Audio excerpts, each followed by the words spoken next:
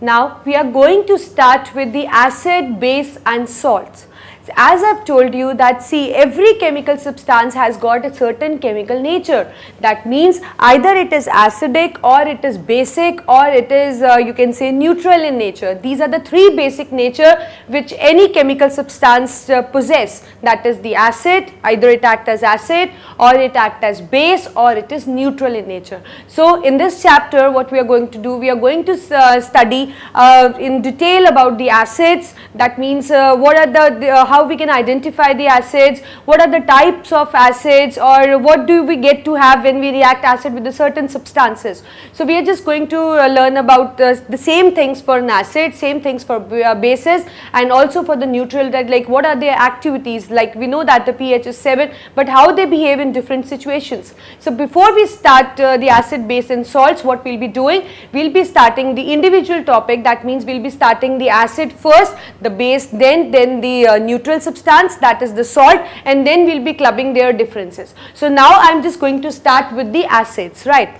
So when we study an acid in detail, or you can say there are certain characteristics which an acid possess, though those characteristics are not so appropriate, but still in the early times the people used to say that acids are those which are sour in taste. That means suppose you have a lemon, right? If you just have a sip of the juice present in it, what you will feel? You will feel the sour taste, right? So the sour taste is according to them, according to the classical theory, it was said that any substance which possess the sour taste are called as acids. So what do we mean by acids? Before I'm just talking about the early times. Nowadays we have different types of theories which are related to the acids. So these points which I'm just going to sum up here, just indicating the classical theory. That means the points which were obeyed by the early chemists.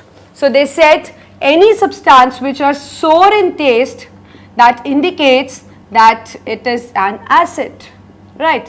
What other characteristics, what do we get to know about acid? Like the early chemists, what they think, they thought that the substance which are sour in taste are regarded as acid. And the second point was that when these acids react with metal, they liberate the gas which burns with pale blue flame, and if the air is present, it burns with a popping sound. That means they evolve H2 gas. So this is the second property. That means the acid is that substance which when react with metal just produce the hydrogen gas. The third characteristic which were obeyed by the early chemists, it was that if we just add this acid to the litmus, what they are going to do, they are going to turn blue litmus red. So these were the three characteristics which were obeyed by the early chemists in order to distinguish the acid from the bases or acid from the salts. But however, these characteristics are not appropriate, or you can say these characteristics are not sufficient to decide the nature of the substance as an acidic nature. So that means because nowadays, as you know, that the many scientists are daily discovering many things. So that means we have till now we have got many theories which just indicate in a proper manner that what characteristics does an acid possess. So we are just going to study that concept. So out of it, like we have got the Arrhenius concept, we have got the Bronsted concept, we have got the Lewis concept, right? Bronsted and Lewis concept you will be doing in the higher standard, that is the +1 standard, but at this moment what we'll be doing the Arrhenius concept, and even that concept is able to explain the nature of acid in a proper manner. So just look at the board, what does Arrhenius say, or what is the criteria which is chosen by the Arrhenius to decide the substance as an acid. So actually the Arrhenius was the one who said, who just you can say just provided the information on the chemical nature of the substance by just giving his theory, that is the Arrhenius theory. So what does this theory states for an acid? he said that when any substance when added to water, that means like for him to decide the nature of the substance, there is compulsory that the water should be present, right. So he said that when any substance dissolved in water, if it produce the hydronium ion, or you can say it produce the hydrogen ion, is regarded as an acid. Just look at the board, I'll state you with an example. What does Arrhenius said? He said that suppose we have water in it, water in this beaker, and I add substance X to it. I am adding this X substance to the water. So he said that if this X substance, right, is capable of giving the hydrogen ion in water, that means this given substance is an acid, and if it doesn't give hydrogen ion in water, that means it is not regarded as an acid. So according to the Arrhenius, what is the concept, what is the theory for an acid? It is that any substance when dissolved in water gives the hydrogen ion is called as an acid, right, and any substance which when dissolved in water do not give hydrogen ion, that means it is not regarded as an acid. So that means for the substance to exist as an acid, so the important thing is that it should give hydrogen ion when it is dissolved in water. Now what happens, so it is this is clear to you that you can say the criteria for the substance to exist as acid is that when dissolved in water it should give the hydrogen ion, but you know that this hydrogen ion do not exist in water as hydrogen ion. What does this hydrogen ion do? Actually this hydrogen ion, we know that the structure of the water is this. It has got two covalent bonds with this oxygen is making two covalent bonds with hydrogen, and there are two pairs of lone pair. So when these hydrogen ions are just dissolved in water, they get they just form the coordinate bond between the lone pair, that means between the water molecule and between the hydrogen ion. And I think you know that what is the coordinate bond. Coordinate bond is something in which the bond is like, you know that for the bond to be formed there should be a sharing of electrons. So in this case, in this kind of bond, in this coordinate bond, the shared pair of electron comes from only one atom. So that means one molecule or one atom will be just contributing the whole shared pair, and one will be deficient in the electrons, right. So how, like in this you can see it has got two lone pairs, right. So that means this bond is formed at the cost of sharing of this lone pair of water with this hydrogen ion. See, as I am indicating in the figure. So this is the lone pair, right. So this molecule is just contributing its lone pair to the hydrogen ion, and this type of linkage in which the shared pair comes from the one molecule, right. That means the one has the lone pair and the other is like the link, the other atom to which it is getting linked, atom or an ion, is just deficient of electrons. So that means it is the kind of bond they are forming is a coordinate bond. And this coordinate bond is just this thing expressed in by just putting the arrow. This arrow is just indicating that this lone pair is shared by this lone pair belongs to this, but this molecule is sharing its lone pair with this hydrogen ion. So this is how you can like what happens when hydrogen ion is dissolved in water. So it do not remain this thing as hydrogen ion, so it becomes the hydronium ion because it combines with water, so it forms the hydronium ion. So we can just modify this Arrhenius theory of for an acid as any substance when dissolved in water produce hydronium ion is said to be an acid. Now you know that from where this hydronium word came. Actually the substance when dissolved in water, it gave hydrogen ion, right. That hydrogen ion combines with the the water molecule by a coordinate bond and just linking to form this hydronium ion. So you will just modify it. So instead of writing the hydrogen ion, you will be writing the hydronium ion. It will be an appropriate definition to add to an Arrhenius theory for acid, right. So how you will be stating? You will be stating that when any substance when dissolved in water, if it gives the hydronium ion, then it is regarded as an acid, and if it do not produce hydronium ion, then it is not regarded as acid, right. So this is the Arrhenius theory for an acid, or you can say a theory which state that which show that this substance exists as an acid. Now, I just want you to know that like we have many substances which are existing in nature. So, how you are going to just know that this is an acid or this is not an acid? So, you know the criteria that when any substance dissolved in water just giving rise to hydronium ion is indicated as acid. Now, we have different types of acids. We have different types of acid. Now, the different types of acid on the basis of sources we are doing, like we get an acid from different sources. So, just depending upon the sources like from which we are getting the acids are categorized into two categories. So, what are those two categories? They are organic acids and they are inorganic acids. So, that means we have got two categories. One is organic acid, another is inorganic acid, depending upon the source from which we are getting an acid. Now, what do under organic, which acids are called as organic acids? Those acids which are obtained from plants and animals, either directly or indirectly, they are called as the organic acids. And the acids which are obtained from the minerals present in earth, they are called as inorganic acids. So, that means the acid which we get from plants and animals are called as organic acid, and the acids which we get from the minerals which are present in earth, they are called as inorganic acids. So, just look for the examples. I will just state an example, many examples here. So, when we talk about organic acids, so you know that we get these acids from plants or animals, right? So, some you know that the vinegar which you are using in your kitchen is also acidic in nature, because it contains which acid? It contains the acetic acid, right? The apples you are eating are also acidic in nature, they also contain an acid. And what is the acid which is present in them? It is the malic acid.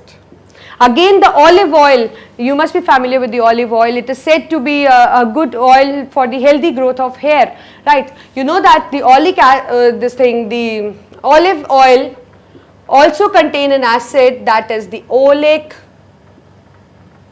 acid, right? And all citrus fruits, fruits means all fruits that taste sour in nature, they are also acidic. And which acid they contain? Like all citrus fruits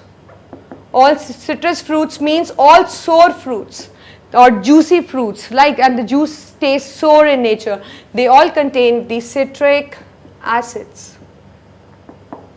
So, that means we have many acids which we can obtain from the plants and animals, and those acids which we obtain from plants and animals are just regarded as an organic acid. Now, when we come to inorganic acids, so inorganic acids are those which are found or which are present or which are obtained from the minerals that are present in the earth crust. So, what are those acids?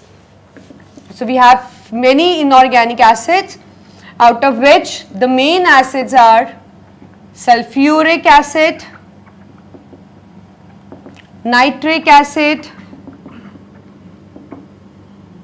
the hydrochloric acid.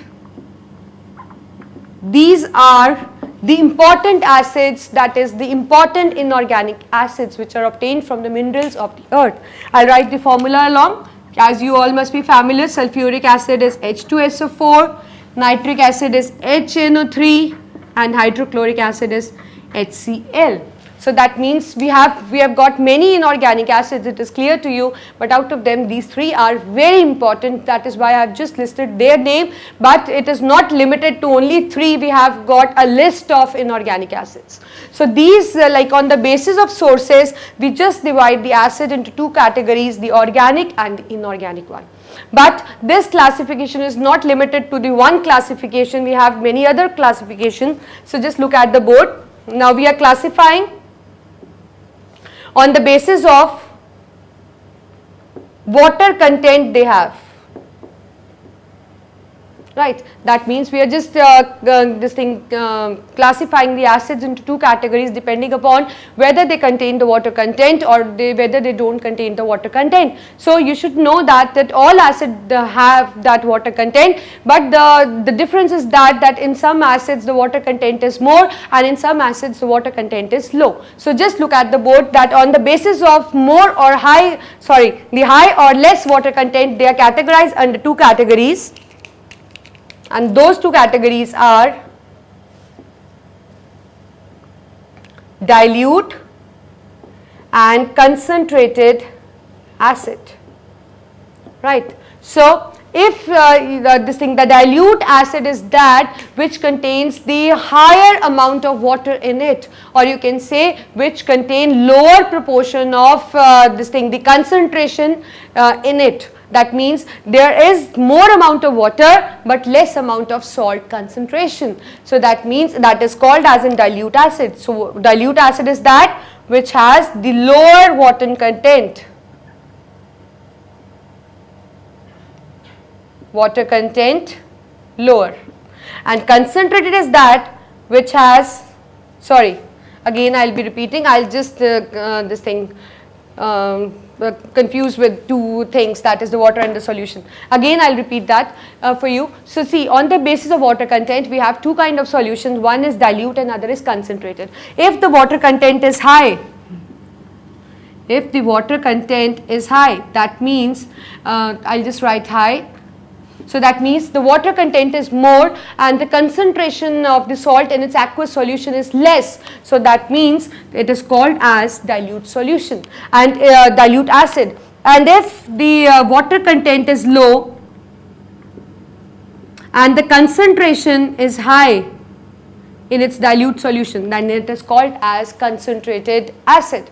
So like we have hydrochloric acid, we have sulfuric acid, we have nitric acid. So it is our wish that we can make the nitric acid as in dilute nitric acid, or we make it as the nitric acid as the concentrated acid. It is just a matter of water content, or it is just a matter of the concentration of the solute in its aqueous solution, right? So it is not specified that the hydrochloric acid exists as only dilute acid or hydrochloric acid exists as only concentrated acid. See, any acid can be made dilute or any acid can be made concentrated. It is our wish that what percentage of acid, the salt, and what percentage of water we are just using to make an acid. So any acid can be act as dilute or any acid can act as concentrated, just based on the amount which we are using, the amount of the water and the amount of the concentration which we are using to make an acid. So, but you get a question based on it, that you get a question like how one can dilute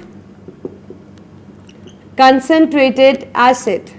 That means we have got concentrated acid and I just want to dilute it. If somebody asks you that how one can dilute concentrated acid, so you will answer in a way like concentrated acid, that means it has less amount of water. And what is the question like? Ma'am, you said you want to dilute it, so you will say that ma'am, just add water to the concentrated acid and your acid will get diluted. But it is not like that. So you should know that we cannot pour water directly into the concentrated acid. The reason being the reaction between the acid and the water is highly exothermic. So what happens? If you will just add the water into the acid, what is going to occur? The enormous amount of energy is going to take place, the evolution of enormous amount of energy which will lead to the explosion, right? So we'll not, it is not simple to dilute concentrated acid, we have to do it carefully. So just look at the board how we are going to dilute the concentrated acid.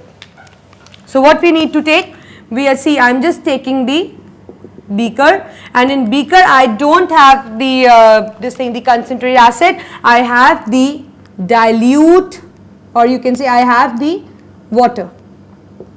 So that means I am not taking the the concentrated acid in a beaker, I am taking the water in the beaker.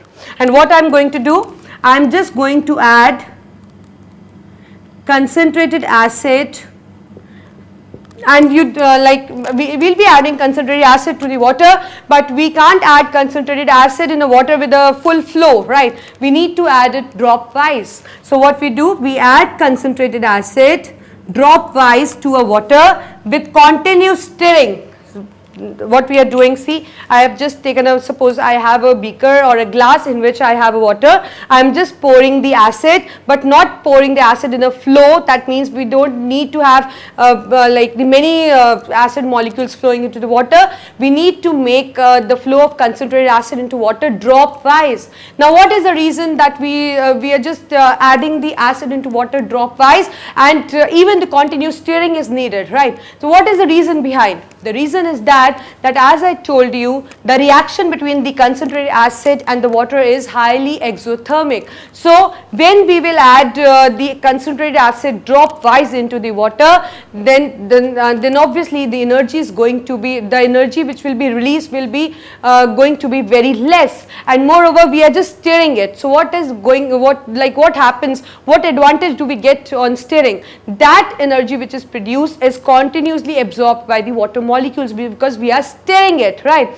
So that means, so it serves a two purpose. One is that the energy release is comparatively low, and second, by stirring we are just you can say distributing the energy to the all water molecules, so that the energy release is not too high and energy release is comparatively less, so that it do not leads to explosion. So if somebody asks you that like if you get a question in your paper that how one can dilute concentrated acid, just write, we can dilute concentrated acid by just pouring the acid drop wise with continuous stirring into the container which contain the water, and we are doing in such a way because so that the energy release should be comparatively less and it should be continuously absorbed by the water molecules in order to avoid the explosion, as we know that the reaction is highly exothermic in nature. So this is how you're going to answer if you get a question that how one can dilute the concentrated acid. Now we have see the classification is not limited to the two. We have the other type of classification as well, and that classification is on the basis of strength of an acid. So on the basis of strength of an acid, we have got two types of acids. One is strong acid and other is weak acid, right? But before you you learn the strength of acid, I would like to make you familiar with one term. That term is degree of dissociation. As I told you, when we add acid to the water, it produces the hydrogen ions. That means that when we add acid to the water, it is getting ionized. That is clear to you. Now what happened? So what does this degree of dissociation actually, or degree of dissociation, or you can say the degree of ionization. What does this degree of dissociation or ionization terms indicate? It indicates the number of ions which actually get produced when acid is dissolved in water. I am repeating, it actually indicates the number of ions that are produced when acid is dissolved in water. So this degree of dissociation is indicated by alpha. It is a symbol used for the degree of dissociation or the ionization, and it is equal to the number of molecules of acid that get ionized and divided by total number of molecules of acid which we add into 100. So when we apply this kind of formula, we are going to get the value for the alpha, and you know that if the value of the alpha is greater than 30%, then means it is a strong acid. So means we get to have many ions in the water when we are going to add the acid into the water. But if the alpha is less than the 30%, that means it has not got ionized to a greater extent, so we regard that acid as a weak acid. So this is how we are going to differentiate. Now you are just you will be able to do this classification. So strength of acid is the strong acid and the weak acid. So strong acid is that which completely get ionized when it is dissolved in the water. Like suppose I add HX to water, So that means this HX will hold the ionizing into the H positive and the X negative ion. We won't be getting this HX molecule. That means there will be no molecule which remain the unionized, because all the H ions it has already like split to release those H ions. So that in that case it is regarded as a strong acid. And weak acid is something which gets partially dissociate. So that means we'll get to see the H ions, we'll get to see the X negative ion, and though we'll get to see the unionized molecules as well. So that means the strong acid gets completely ionized and the weak acid gets partially ionized. And when we look for the example for it, so see the the inorganic acids are the strong acids and all the organic acids are the weak acids. So this is how we just classify the acids.